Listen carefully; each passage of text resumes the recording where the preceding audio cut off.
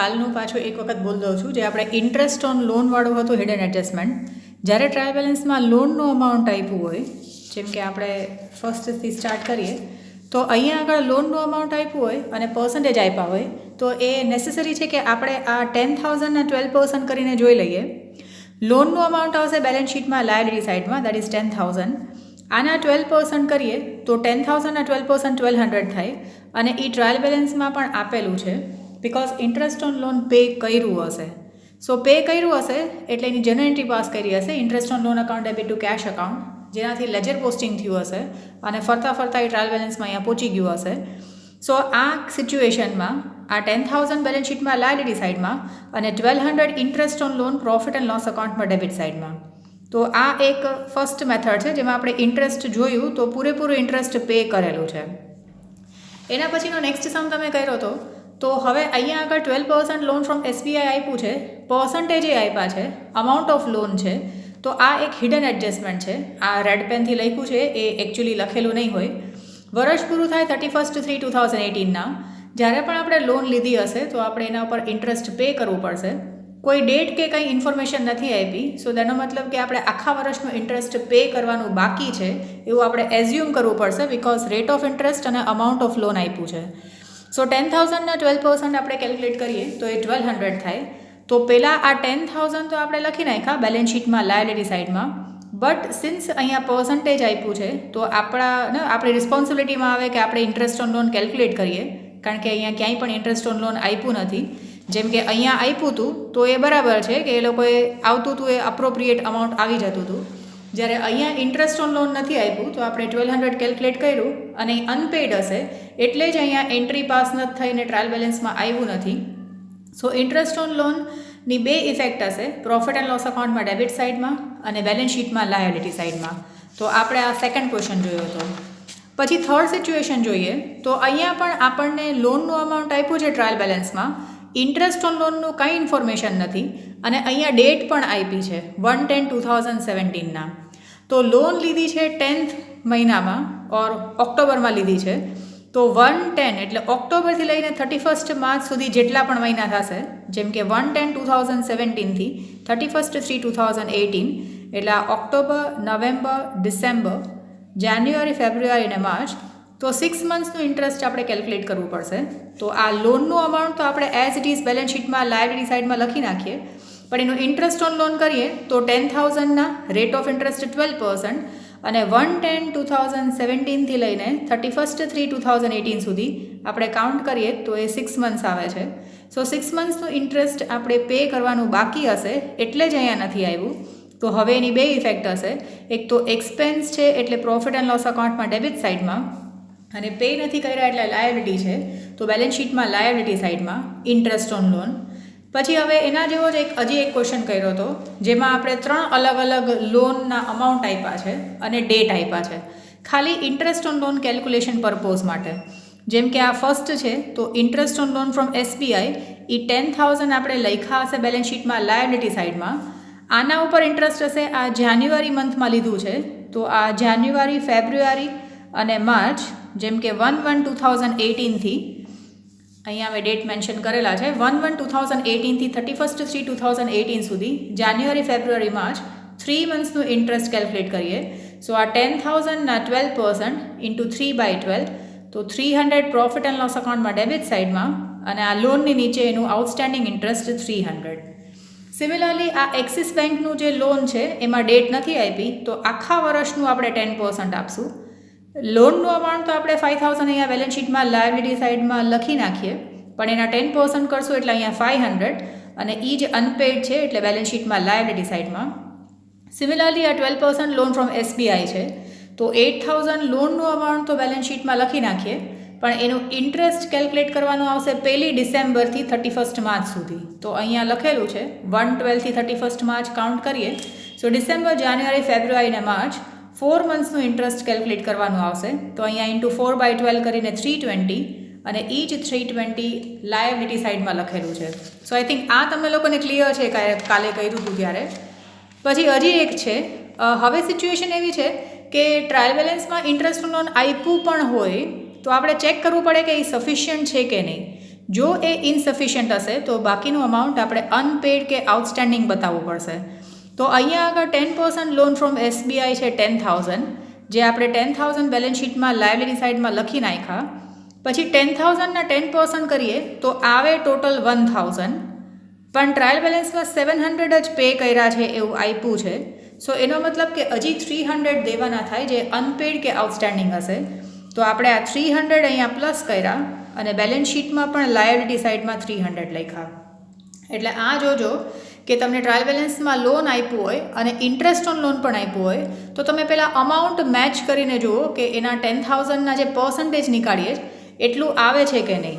જેમ કે તમે આ ફર્સ્ટ સૌથી પહેલું આપણે જોશું તો આ 10,000ના 12% કરતા હતા તો 1,200 આવતા હતા. તો એમાં આપણે કંઈ ન કરવું પડ્યું, પણ અહીંયા આપણે જે પર્સન્ટેજ કાઢીએ છીએ 10,000ના 10% તો 1,000 થાય. અહીંયા 1,000ની બદલે 700 જ આપેલા છે. સો બાકીના 300 આઉટસ્ટેન્ડિંગ હશે. ટોટલ એક્સપેન્સ એ આપણે પ્રોફિટ એન્ડ લોસ અકાઉન્ટમાં ડેબિટ સાઇડમાં લખશું. પછી ભલે એ આ વર્ષનો એક્સપેન્સ છે એ પે કર્યો હોય કે ન કર્યો હોય, જેટલું અમાઉન્ટ તમે કેશમાં નથી પે કર્યું એ બેલેન્સ શીટમાં લાયબિલિટી સાઇડમાં આઉટસ્ટેન્ડિંગ ઇન્ટરેસ્ટ ઓન લોન તરીકે. એટલે આ એક બરાબર જોજો, જેમાં ઇન્ટરેસ્ટ ઓન લોન આપણે જોઈએ છીએ કે બરાબર અમાઉન્ટ છે કે નહીં. એના પછી હજી એક ક્વેશ્ચન કર્યો હતો જેમાં આપણે 2 એક્ઝામ્પલ લીધા હતા. એટલે પહેલાં આ SBI લોનવાળું જોઈએ. લોનનું અમાઉન્ટ છે 10,000, જેના 12% કરીએ તો આવે 1,200, પણ ટ્રાયલ બેલેન્સમાં ઇન્ટરેસ્ટ ઓન લોન 800 જ આપેલું છે. સૌથી પહેલાં આપણે આ બેને જોઈએ તો 10,000 આપણે લખ્યું હશે બેલેન્સ શીટમાં લાયબિલિટી સાઇડમાં. પછી આ 10,000 ઉપર 12% કેલ્ક્યુલેટ કરીએ તો આવે 1,200, પણ ટ્રાયલ બેલેન્સમાં 800 જ આપ્યું છે. સો દેટ મીન્સ 800 ટ્રાયલ બેલેન્સના અને અનપેડ કે આઉટસ્ટેન્ડિંગ 400 હશે. તો આ 400 વળી પાછા આપણે બેલેન્સ શીટમાં લાયબિલિટી સાઇડમાં લખ્યા છે. સિમિલરલી આ 10% લોન ફ્રોમ એક્સિસ છે તો આ લોનનું અમાઉન્ટ તો આપણે બેલેન્સ શીટમાં લાયબિલિટી સાઇડમાં લખીએ. પછી આ 12,000ના 10% કર્યા સો ઇન્ટરેસ્ટ ઓન લોન આવે 1,200, પણ એક્સિસ બેંકનું ઇન્ટરેસ્ટ આપણે ખાલી 1,100 પે કર્યું છે. તો 1,200માં 1,100 પે કર્યું છે, 100 હજી પે કરવાનું બાકી છે. તો એ આવશે બેલેન્સ શીટમાં લાયબિલિટી સાઇડમાં. તો આ પણ બધા તમે પાછા કેલ્ક્યુલેટ કરીને જોઈ લેજો કે આમાં ક્લિયર છે કે નહીં. હજી એક ક્વેશ્ચન લીધો હતો જેમાં આપણે આ ઇન્ટરેસ્ટ ઓન લોનમાં વળી પાછું ડેટ પણ છે અને અમાઉન્ટ પણ આપેલું છે. સો જેમ કે પહેલું છે તો આ 10% લોન ફ્રોમ SBI, લોનનું અમાઉન્ટ 12,000 બેલેન્સ શીટમાં લાયબિલિટી સાઇડમાં. હવે આ લોન લીધી છે 1/10/2017ના. સો 1/10/2017 થી 31/3/2018 એટલે આ ઓક્ટોબર મહિનો, તો ઓક્ટોબર, નવેમ્બર, ડિસેમ્બર, જાન્યુઆરી, ફેબ્રુઆરી અને માર્ચ, તો 6 મંથ્સનું ઇન્ટરેસ્ટ અહીંયા લખેલું છે. ઓક્ટોબર, નવેમ્બર, ડિસેમ્બર, જાન્યુઆરી, ફેબ્રુઆરી, માર્ચ, 6 મંથ્સનું ઇન્ટરેસ્ટ કેલ્ક્યુલેટ કરીએ. સો 12,000ના આ 10% ઇન્ટુ 6/12 કરીએ તો આપણને આવે છે 600. ટ્રાયલ બેલેન્સમાં ઇન્ટરેસ્ટ ઓન લોન 250 પે કર્યા છે, તો એનો મતલબ કે હજી 350 છે જે અનપેડ કે આઉટસ્ટેન્ડિંગ છે. તો પ્રોફિટ એન્ડ લોસ અકાઉન્ટમાં કમ્પ્લીટ અમાઉન્ટ ઓર ટોટલ અમાઉન્ટ અને બેલેન્સ શીટમાં લાયબિલિટી સાઇડમાં અનપેડ અમાઉન્ટ જે છે એ લખવાનો આવશે. સિમિલરલી આ સેકન્ડ કેસ છે જેમાં 10% લોન ફ્રોમ એક્સિસ 8,000 એ આપણે બેલેન્સ શીટમાં લાયબિલિટી સાઇડમાં લખીએ. પછી આપણી પાસે ઇન્ફોર્મેશન છે એટલે આપણે કેલ્ક્યુલેટ કરીએ. તો આ 1 જાન્યુઆરીના લીધું છે, તો આ 1 જાન્યુઆરીથી 31 માર્ચ સુધી, જાન્યુઆરી, ફેબ્રુઆરી અને માર્ચ 3 મહિનાનું ઇન્ટરેસ્ટ આપણે કેલ્ક્યુલેટ કરીએ. સો 8,000ના 10% ઇન્ટુ 3/12 તો ટોટલ અમાઉન્ટ આવે 200. અહીંયા આપ્યા છે 160, તો હજી 40 રૂપીસ જે છે એ આઉટસ્ટેન્ડિંગ ઇન્ટરેસ્ટ ઓન લોન છે. તો આ 40 રૂપીસ પણ અહીંયા બેલેન્સ શીટમાં લાયબિલિટી સાઇડમાં આવશે. એટલે આ સમ્સ જોઈ લેજો જેમાં ઇન્ટરેસ્ટ ઓન લોનના હિડન કે ઇમ્પ્લાઇડ એડજસ્ટમેન્ટ છે ટ્રાયલ બેલેન્સના.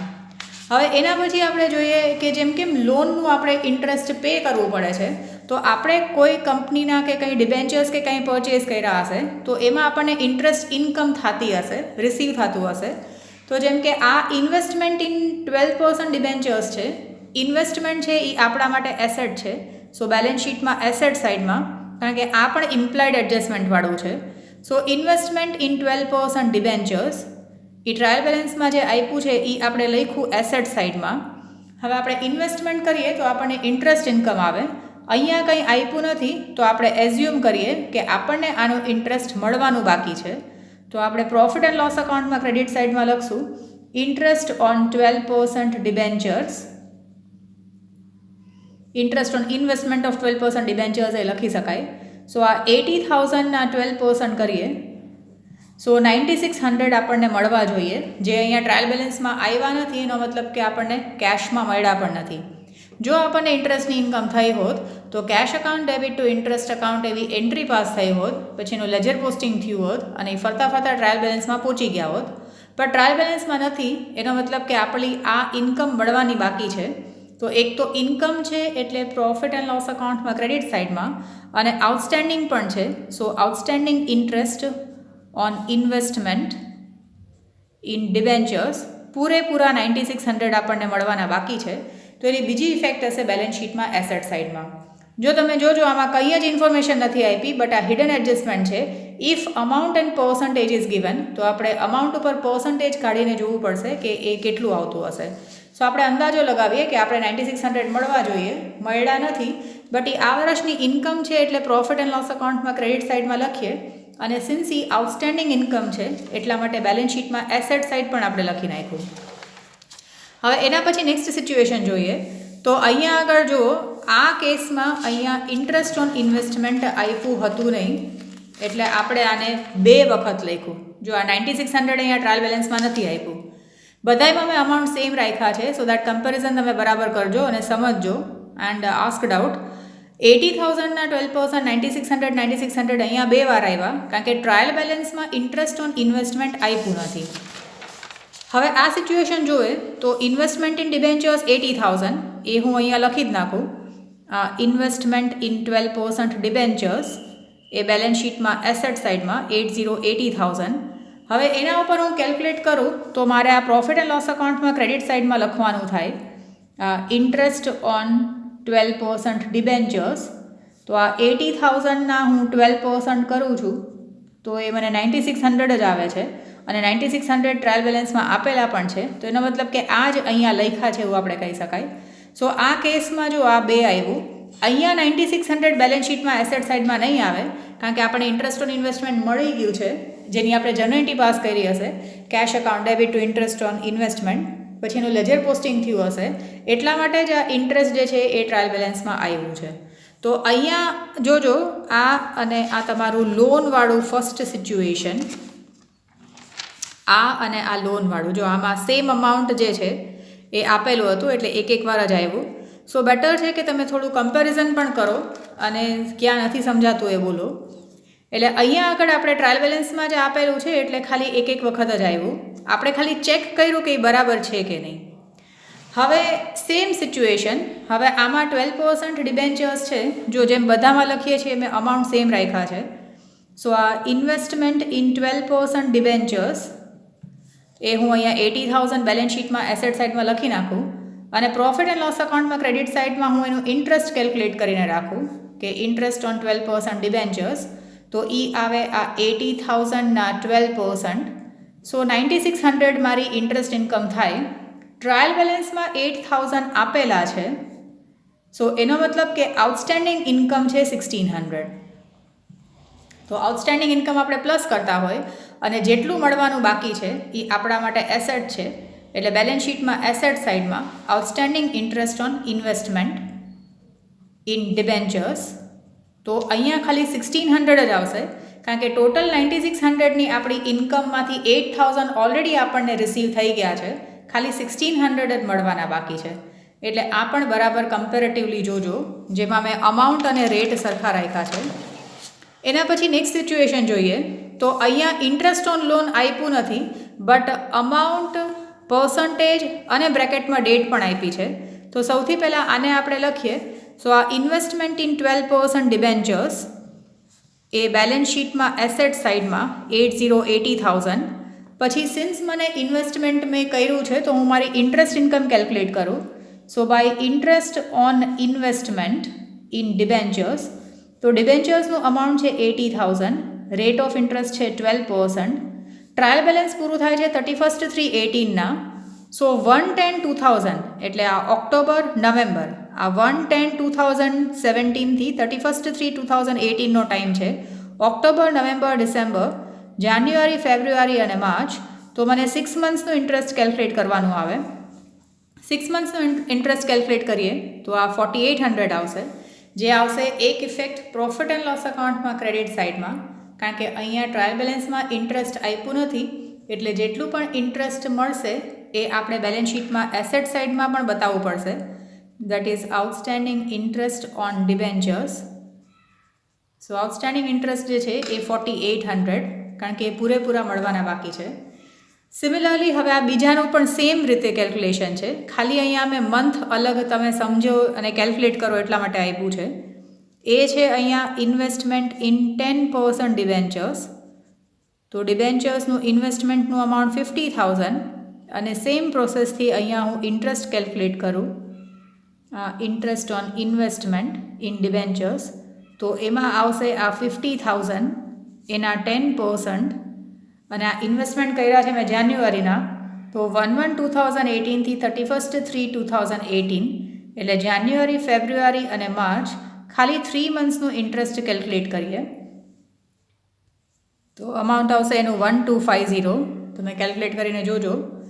તો એ આપણને આઉટસ્ટેન્ડિંગ છે, એટલે આઉટસ્ટેન્ડિંગ ઇન્ટરેસ્ટ ઓન ઇન્વેસ્ટમેન્ટ 1250. તો આમાં પણ તમે બરાબર જોજો, અહીંયા આગળ ઇન્ટરેસ્ટ આપ્યું નથી, ડેટ આપી છે, એટલે આપણી રિસ્પોન્સિબિલિટીમાં આવે કે આપણે અમાઉન્ટને પર્સન્ટેજ સાથે મલ્ટીપ્લાય કરી ડેટ જોઈને નંબર ઓફ મંથ્સનું ઇન્ટરેસ્ટ કેલ્ક્યુલેટ કરીએ. સિન્સ અહીંયા ઇન્ટરેસ્ટ આપ્યું જ નથી, તો આ 4800 અને 1250 આપણને મળવાના પણ બાકી છે, એટલે એ બેલેન્સ શીટમાં પણ એસેટ સાઇડમાં આવ્યા. આ બેની બે ઇફેક્ટ આવશે. અને એના પછી ખાલી લાસ્ટ જોઈ લઈએ, જેમાં ઇન્ટરેસ્ટ ઓન ઇન્વેસ્ટમેન્ટ આપ્યું છે. હવે અહીંયા છે આ ઇન્વેસ્ટમેન્ટ ઇન 12% ડિબેન્ચર્સ, જે આપણે લખીએ બેલેન્સ શીટમાં એસેટ સાઇડમાં, investment in 12% debentures as it is આ 80,000. અને હવે અહીંયા એનો ઇન્ટરેસ્ટ કેલ્ક્યુલેટ કરી નાખું કે ઇન્ટરેસ્ટ ઓન 12% ડિબેન્ચર ઇન્વેસ્ટમેન્ટ, તો એ 80,000 છે એના 12%, અને નંબર ઓફ મંથ્સ જોઉં તો 1 ડિસેમ્બર 17 થી 31 માર્ચ 18. સો ડિસેમ્બર, જાન્યુઆરી, ફેબ્રુઆરી અને માર્ચ, તો 4 મંથ્સનું ઇન્ટરેસ્ટ છે. તો અમાઉન્ટ આવશે અહીંયા 3200, અહીંયા 12 કટ થઈ જાય તો. અને અહીંયા ઇન્ટરેસ્ટ જે છે એ ઓલરેડી આપેલું છે, વિચ ઇઝ 2000.